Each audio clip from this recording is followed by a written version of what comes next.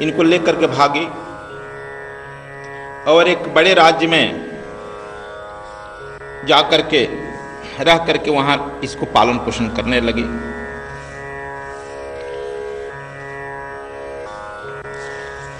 कहां पालन पोषण कर रही थी? उस राज्य के जो मंत्री था धृष्ट बुद्धि, देखो नाम भी है धृष्ट बुद्धि, उसके यहाँ नौकरानी रह करके पालन पोषण करने लगे। लेकिन जाको राखे साया ताको मार सके न को। यह चंद्रहास जी सोचा कि अब तो अनाथ हो गया, लेकिन मन ही मन प्रार्थना कि देखो जन्मों जन्म का संस्कार जो गुरु एक बार दे देता है, तुम रखे रहते तो संस्कार पीछा करता है। इसलिए वह गुरु जो है किसी न किसी रूप में आकर के, तुम्हारे जाने पहचाने रूप में आकर दीक्षा दे देता है। वह भी आकर के किसी रूप में इसको दीक्षा दिया, स्वर विद्या का ज्ञान दिया। ये 5-6 साल का वर्ष बच्चा पर ईश्वर विद्या का ज्ञान दे दिया और कह दिया चंद्रहास तुम ऐसे ध्यान करो, घबराओ मत, तुम्हारा हमारा संबंध जन्मों का है। गुरु शिष्य का संबंध जन्मों जन्म का होता है। ठीक ठीक सदगुरु होता है, वह तब तक से तुम्हारा पीछा वो करता है, चाहे जितना तुम जन्म लो तब तक से पीछा करता है, जब तक से तुम उस बुद्धत्व को प्राप्त नहीं कर लेता है, शिवत्व को प्राप्त नहीं कर लेता। इसलिए भी चंद्रहास का पीछा किया। इसीलिए सदगुरु के साथ रहना कठिन हो जाता है, पीछा करता है। तुम पीछा करने से घबराते हो। चंद्रहास को भी दे दिया। एक दिन चंद्रहास बच्चों के साथ खेल रहा था, दाई का पुत्र था। अब तो वहां हाला हुआ दाई का पुत्र है ना, वो तो कहेगी नहीं किसी राजा। धृष्ट जो था दुम मंत्री, उसके यहां कुछ ब्राह्मण लोग आए थे, ज्योतिषी भी आए थे, भोजन दे रहा था ब्राह्मणों को। वो अपने लड़की को कहा, एक 5-6 साल की लड़की भी थी, कही कि महाराज जी बताइए इस लड़की का शादी कहां होगा, किससे होगा? सबको अपने लड़की लड़का का बड़ा रहता है। इसी बीच में वह चंद्रहास लड़का भी दौड़ते हुए आया और उस पंडित जी को पैर छूकर प्रणाम किया कि चलो इनसे भी कुछ पूछ लेंगे, बाबा हैं, कुछ जोग साधना है। वह पंडित एक तरफ लड़की का हाथ देखा, दूसरे तरफ उस लड़के को देखा और कह दिया कि इस लड़की का तो दुल्हा यही है। राजा धृष्टद्युम्न जो था मंत्री, बड़ा उसको हृदय पर वज्राघात हुआ। यह मेरी दासी, उसके पुत्र से शादी होगा? वज्राघात हुआ ना। वह व्याधाओं को बुलाया और कहा कि ले जाओ इसे जंगल में, इसकी हत्या कर दो, काम तमाम कर दो। जब व्याधा लोग लड़के को लेकर चले, रास्ते में कहे कि तुम्हारी हत्या के लिए हम लोग जा रहे हैं, तुमको जिसको बुलाना है रक्षक बुला लो। वह लड़का को तो गुरु मंत्र मिला था, इसीलिए कहते हैं कि यदि कम उम्र में यदि गुरु मंत्र मिल गया, गुरु को ठीक से पकड़ लिया, यदि एक गुरु को पकड़ लिया तो और किसी को पकड़ने की जरूरत नहीं है, वह तुम्हारी सर्व स्थिति में सब जगह रक्षा कर देगा। धृष्टद्युम्न वह भी चंद्रहास अपने गुरु का स्मरण करने लगा और कहा था, अपने स्वर पर ध्यान दे दिया। जो स्वर चले सोई पग दीजिए, कालों से टक्कर लीजिए। जो स्वर चलता है उसी पैर को आगे बढ़ाओ, उसी में हाथ समान रखो, उधर चलो। फिर यदि काल भी आ गए तो तुम उसे सामना कर सकता है। वह जो है चंद्रहास निर्भीक होकर चला। जब हमारे गुरु, उसके मन में हुआ कि गुरु जी कह रहे हैं कि मैं तुम्हारे साथ हूं, उसके मन में ऐसा भान हुआ, गुरु ने आदेश दिया कि ये जल्लाद क्या करेंगे, यदि भगवान शंकर भी रुद्र के रूप में आएगा तुम्हारी हत्या करने के लिए, मैं तुम्हारे साथ हूं, तुम्हारा बाल बाका नहीं होने दूंगा। अब वह लड़का जो है निर्भय हो, निर्भय भयता गुरु की नगरिया। जब तक से तू निर्भयता को प्राप्त नहीं करता है, गुरु के नगर में प्रवेश नहीं करेगा। जब तक से गुरु के नगर में प्रवेश नहीं करेगा, फिर गुरु की विद्या कैसे सीखेगा। इसीलिए जम, नियम, आसन, प्रणाम, प्रत्याहार धारणा के लिए जोर दिया गया है। बिना इसके तुम निर्भयता नहीं कर सकता। तो वह लड़का चंद्रहास जब जंगल में गया तो वो लोग कहे कि बोलो क्या करें हम लोग, तुम्हारी खूबसूरती देखकर, तुम्हारी निर्भीकता देखकर हम लोगों को भय लगने लगा। 3-4 जल्लाद गए थे, हम लोगों को भय लगने लगा। कहा कि आप लोग अपना तलवार रख दीजिए, हम भागेंगे नहीं, हम यहां बैठते हैं पेड़ के नीचे, जब कहेंगे तभी आप तलवार हमारे गर्दन पर छोड़िए। मारना है ना आपको, इतना तो हमको मारने जाने के लिए कहते, इतना तो हमको समय दीजिए। वह जब बैठा, ध्यान में बैठा, गुरु का स्मरण किया, तो देखो आया, गुरु ने कहा कि दोनों स्वर बंद कर दो। गुरु दोनों स्वर बंद करके, दोनों स्वर को जब बंद कर देगा, कुंभक कर लेगा, और तुम सोच लो ये मारे गए हैं। और जो है विद्याएं तुमको सब विद्या में बताते हैं, वह दोनों स्वर को बंद कर लिया और आंख खोलकर इशारा किया, मारो मुझको। यह इशारा किया मारने के लिए। तब तक से एक विचित्र घटना घटी, कोई उसके तरफ देख करके कोई चमक हुआ कि चारों जल्लाद जो थे बेहोश होकर गिर गए, मूर्छित हो गए। वह फिर आंख खोला कि क्या हो गया गुरुदेव, इनको होश तो दीजिए। फिर होश किया, देखा कुछ देर में जग गए और थर थर थर कांपने लगे। वह लड़का इस धीरे से अपना श्वास को बंद कर लेता और दाहिने स्वर से प्रहार करता, खास मंत्र से। उस लोगों पर वज्रघात होने लगा और वह चारों उसके पास साष्टांग प्रणाम कर दिए कि हम लोग मारना नहीं चाहते हैं तुमको, लेकिन ऐसे राजा का क्या करें, ऐसा ही तथताई का हमको आदेश है, क्या करें, ऐसा ही नौकरी कर रहे हैं, लेकिन कुछ साबुत ले ही जाना पड़ेगा। उसके पैर में देखे कि एक पैर में 6 अंगुलियां थी, कानी अंगुली, कनिष्ठ अंगुली के बगल में 1 अंगुली।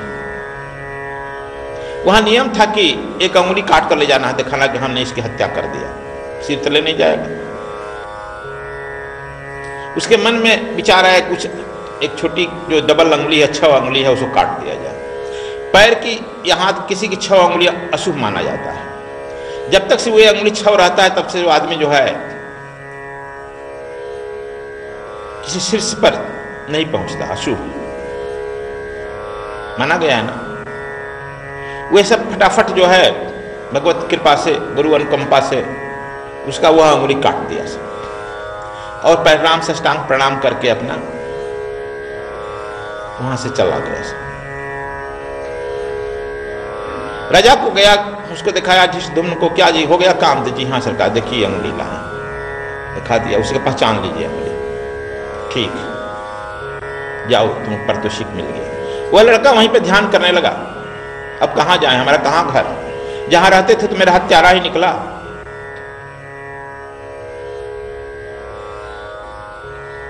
तब उसके मन में आया कि हमने अपने स्वर की विद्या से आकर्षण पैदा करें। स्वर की विद्या से वो आकर्षण पैदा की, तो जितना उस मिर्गियां थी आसपास में, मिर्गी होती है ना, मिर्गियां आकर घेर ली और पक्षियां जो हैं ऊपर से आकर छाया कर दी, बड़ी बड़ी पख फैलाकर छाया कर दी।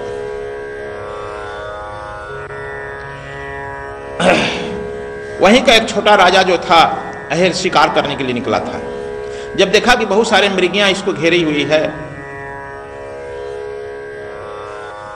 और पक्षी इसको जो है ऊपर से पैंख फैला करके इसका धूप छाया कर रही है, वह राजा भी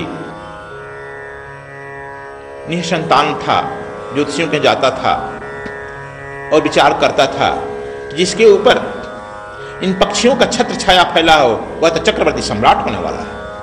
जिसके इतने पशु घेर करके इस बच्चे के सामने बैठे हुए हों और बच्चे जो है निर्भीक होकर के, 5 साल का बच्चा निर्भीक होकर के सुंदर सलोना इस जंगल में बैठा है, ये तो चक्रवर्ती सम्राट बनेगा। वह उसके यहां गया, जगाया, कहा कि बच्चा तुम्हारे माँ बाप कोई नहीं है, कहां के रहने वाले? कहीं के नहीं। यहां कैसे आ गए? विधि के मारे हुए, विधि यानी ब्रह्मा के मारे हुए, विधि के मारे हुए आ गए। बड़ा सटीक उत्तर निर्भीकता से सुना। राजा ने कहा कि हमको कोई पुत्र नहीं है, क्या मेरा पुत्र बनेगा? कहा कि यदि मेरा कोई पिता बन जाए तो मुझे पुत्र बनने का क्या दिक्कत होगी, लेकिन मेरा सौभाग्य कहा कि मेरा कोई पिता भी बन सकता है। कहा कि मैं तुम्हारा पिता हूं, चलो मेरे संग। और वह राजा अपने घोड़े पर बैठाया और लेके चले आया। और आने के बाद पुनः पंडितों को बुलाया गया, छठी हुआ लड़के की खुशी में। लड़का पढ़ने लिखने लगा, पढ़ने में बड़ी मेधावी निकला, तेज निकला।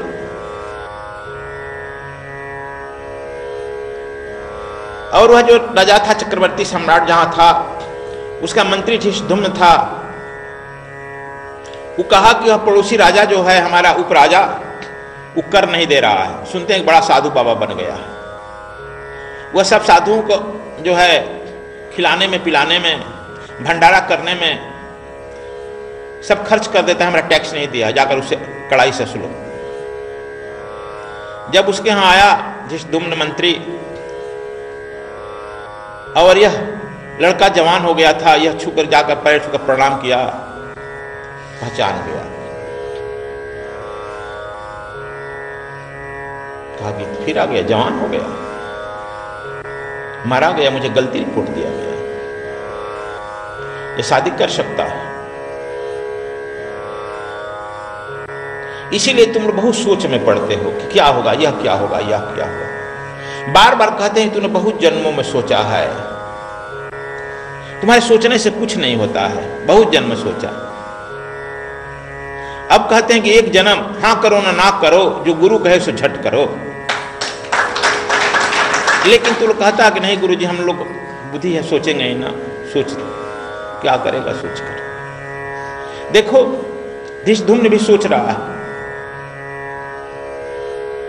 तुरंत एक चिट्ठी लिखा और चिट्ठी लिख करके उस लड़के को बुलाया, कहा कि देखो मेरा यहाँ राज्य है, ले जाकर मेरे पुत्र को दे देना शीघ्र, मैं अभी यहाँ रहूंगा, कल सुनने आया। वह नहीं परिचय दिया कि मैं तुझे पहचानता हूं। लड़का भी नहीं बोला, चिट्ठी लेकर खुशी खुशी चल दिया घोड़े पर। लेकिन अब जो है वह स्वर विद्या से ही निकलता था, सब काम स्वर विद्या के अनुसार करता था, गुरु का स्मरण करता था। कबीर साहब कहते हैं कि जो संत गुरु आज्ञा ले जाहि, गुरु आज्ञा ले आवहि, ता संत का पला न पकड़े कोई। कहते हैं कि जो गुरु लेकर के आज्ञा लेकर जाता है, गुरु आज्ञा लेकर आता है, उस संत का संत है, उसका पाला कोई नहीं पकड़ सकता है, यानी सृष्टि में उसे कोई हरा नहीं सकता।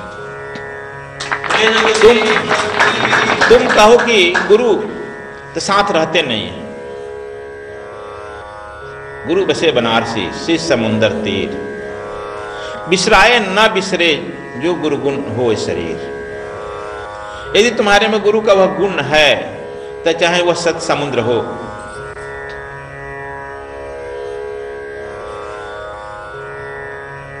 शिष्य भगवान रामचंद्र सात समुद्र के नजदीक चले गए हैं ना। विश्वामित्र जी काशी के नजदीक सिद्धाश्रम, तो बिसर गए। तुम क्षण भर में अपने सूरत को पठाएगा, क्षण भर में आ जाएगा। मोबाइल की तुम लोग मोबाइल से फोन करता ही करें, कोई जरूरत नहीं। मोबाइल तो हिंड्रेस क्रिएट करता है। अपने सूरत को लगाओ, अपने पर ध्यान दो, अपने स्वर पर लगाओ। और क्षण भर में आएगा, क्षण भर में चला जाएगा, इसमें खर्च भी नहीं। वह लड़का भी लगा दिया, चला गया। जो राजा की वाटिका थी, प्रमुख वाटिका, संयोग से उसे नींद आने लगी। तुम्हारे सोचने से नहीं होता है, उस वाटिका में, राजा की मुख्य वाटिका में वो सो गया। चलो अब तो आ ही गए हैं, घोड़े पर नींद गिर जाएंगे तो क्या होगा। जाकर उस वाटिका में एक बेंच पर सो गया, घोड़ा बांध दिया। उस मंत्री का, धृष्टद्युम्न का पुत्री भी उस वाटिका में भ्रमण करने गई थी, बहुत सारे लड़कियों के साथ।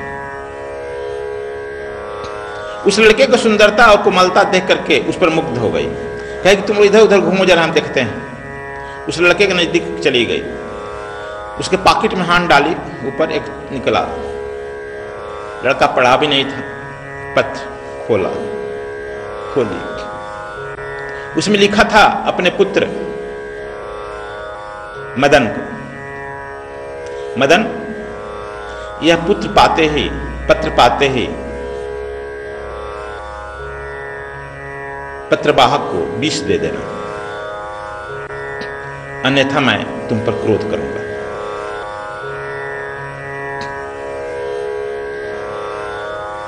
वो लड़की बड़ी मुग्ध हो गई कि इस लड़का इतना सुंदर लड़का है, राजकुमार है, इसको पिताजी ने ऐसा क्यों लिख दिया। उसका नाम था विषया, लड़की का। पहले काजल लोग करते थे, अब तो नहीं करते। काजल यहां से निकाली, अंगुली से काजल होता है ना, निकाली एक उंगली के नख से, और विष जो लिखा था उसके आगे लगा दिया।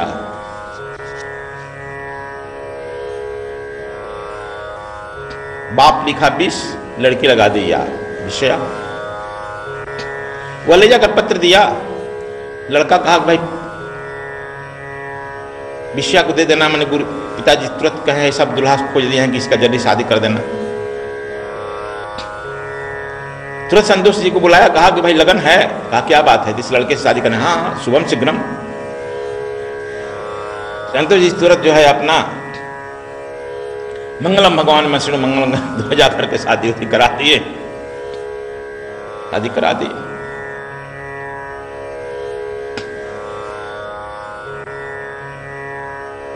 अब वो लड़की पत्नी हो गई।